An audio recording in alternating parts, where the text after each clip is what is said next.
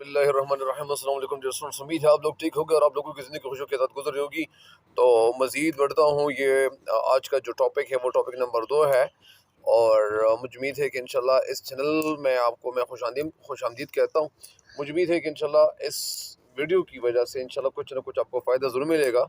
اور کوئی بھی ایسی ویڈیوز انشاءاللہ نہیں ہوگی کہ جس سے آپ کو فائدہ نہ ہو۔ بہرحال یہاں پہ آغاز کرتا ہوں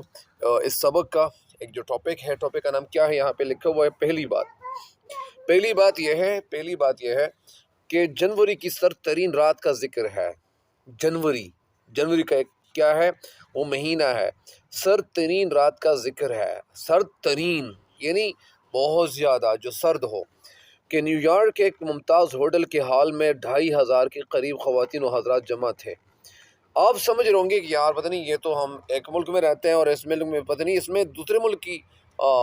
جو کہانی بیان کی گئی ہے، یہ کتاب اس حوالے سے کیوں لکھی گئی ہے۔ اصل میں یہ کتاب جو ہے وہ اصل میں ترجمہ شدہ ہے، لہٰذا اس کتاب کو جب ہم یہاں پہ ذکر کریں گے تو واقعات کو وہاں اس ملک کے واقعات ہوں گے، لیکن وہ واقعات ہمیں اپنے سمجھنی چاہیے۔ ہمیں ان واقعات کو سامنے رکھ کر یہ فائدہ اٹھا دینا چاہیے کہ کیا ان واقعات کو جب ہم دیکھیں گے، سنیں گے، اپنے ذہن میں بٹھائیں گے کہ وہاں کے جو واقعات ہوئے تھے وہ واقعات یہاں پہ بھی ہم ان کو یعنی ایز اے پریکٹیکل مثال ایگزامپل ہم اپنا سکتے ہیں، اس پہ ہم عمل کر سکتے ہیں۔ لہٰذا یہی بات ہوتی ہے۔ پھر آگے کہتے ہیں کہ ایک ممتاز ہوٹل کے ہال میں 2500 کے قریب خواتین و حضرات جمع تھے۔ کتنے؟ 2500، مطلب جس کو 2.5 بھی کہتے ہیں، جس کو 2.5 بھی کہتے ہیں۔ تو خواتین و حضرات جو تھے وہ جمع تھے، اگرچہ وقت 8 بجے تھا، مگر 7:30 بجے تک کشادہ حال میں تل دھرنے کو جگہ نہیں رہی۔ تل کا مطلب یعنی پاؤں رکھنا، تل یعنی پاؤں رکھنے کی جگہ نہیں تھی۔ یہاں تک کہ چند منٹ کے بعد بالاخانے بھی بھر چکے تھے، یہاں تک جو بالاخانے تھے وہ بھی جو تھے وہ بھر چکے تھے، اور سینکڑوں لوگ دن بھر کی محنت مشقت کے بعد وقت سے پہلے ہی آ کر کھڑے ہو گئے تھے۔ سینکڑوں لوگ یعنی بہت سارے لوگ، وہ مطلب محنت مشقت سے وہ تھک چکے تھے، لیکن اس کے باوجود اس حال میں آئے ہوئے تھے، جمع ہو چکے تھے۔ وجہ کیا تھی؟ کون سا ایسا کارنامہ انجام دیا جا رہا تھا کہ وہ لوگ یہاں پہ آ چکے تھے؟ آگے کہتے ہیں کہ لوگوں کا یہ اشتیاق کا مطلب یہ شوق، اس لیے نہیں کہ یہاں نامی گرامی بازی گر یا مشہور اداکار کی آمد ہے، یعنی لوگوں کا جو یہ شوق تھا، یہ اشتیاق تھا، یہ اس وجہ سے نہیں تھا، یہ شوق اس لیے نہیں تھا کہ یعنی کوئی وغیرہ رقاصہ وغیرہ تو نہیں آ رہی تھی، تو اسی وجہ سے مطلب کیا ہو رہا تھا، ہونا کیا چاہ رہا تھا، لہٰذا سارے لوگ جو تھے یہاں پہ آئے ہوئے تھے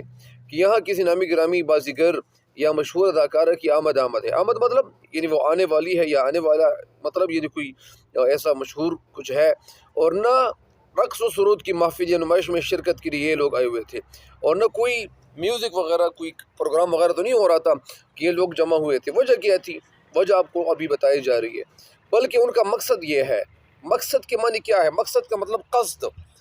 کے معنی ہے ارادہ، نیت،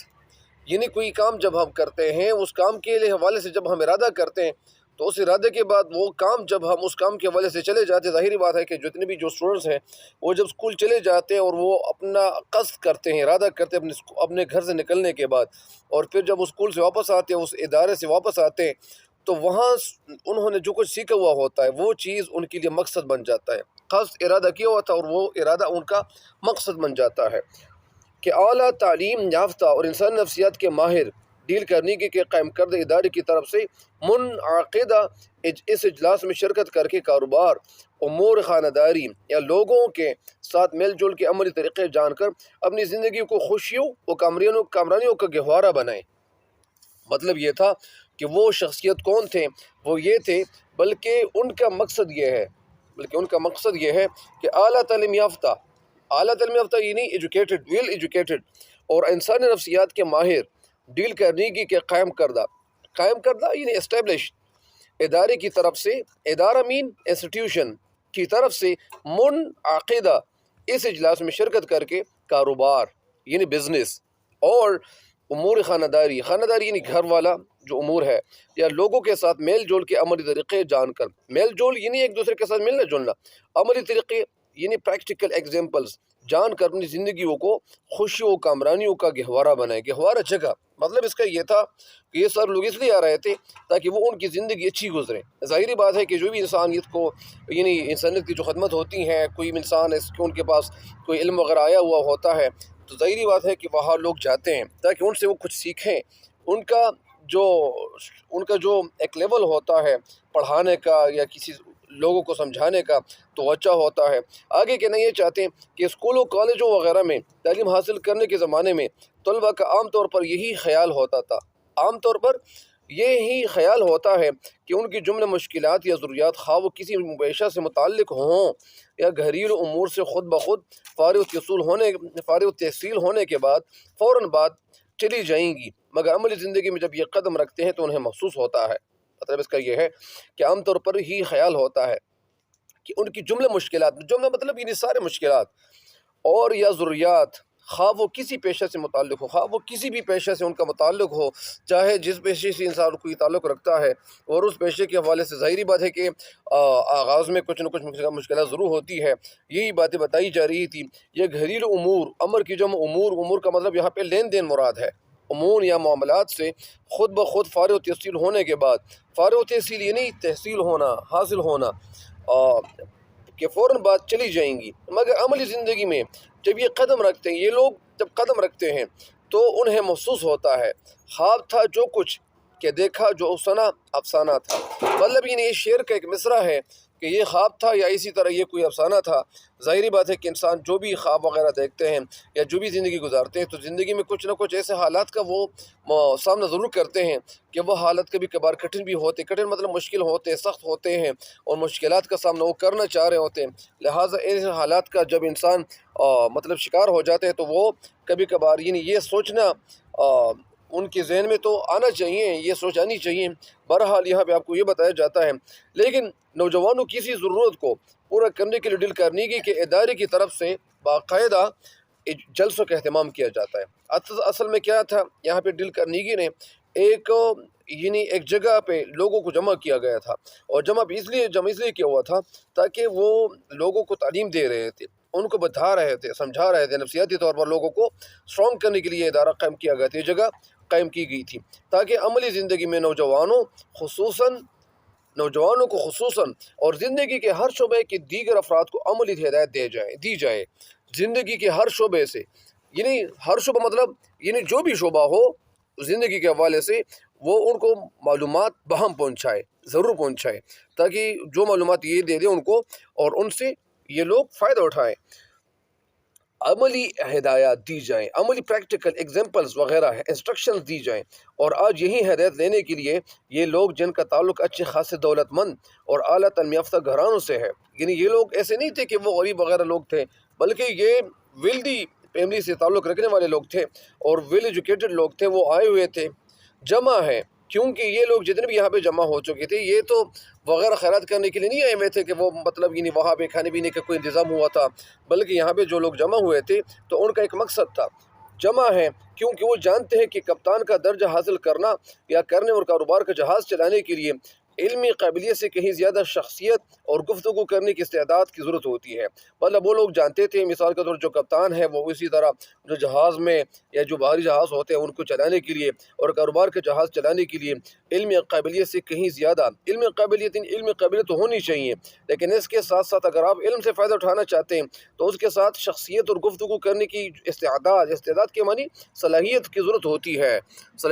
ہوتی ہے۔ اور پھر آگے بہرحال اس جلسے میں آج یہ لوگ اپنے تجربات بیان کریں گے۔ بہرحال یہ لوگ جتنے بھی آئے تھے ظاہری بات ہے کہ ایک شخص لوگوں سے پوچھتا ہے پھر وہ جواب دیتے ہیں یا اسی طرح لوگ ان سے پوچھتے ہیں تو جواب ان کو مل جاتا ہے، لیکن یہاں پہ یہ لوگ جو شامل تھے وہ آئے ہوئے تھے، وہ اسی غرض سے آئے ہوئے تھے تاکہ ان کو کچھ نہ کچھ فائدہ حاصل ہو۔ کوئی نان بھائی ہے، نان بھائی یعنی نان بنانے والا، نان فروخت کرنے والا، تو کوئی عطار یعنی عطر فروخت کرنے والا، کوئی بیمہ کمپنی کا ایجنٹ ہے، تو کوئی قانون کے پیشہ سے متعلق، کسی کا پیشہ دندان سازی ہے، دندان سازی یعنی جس کو کیا کہتے ہیں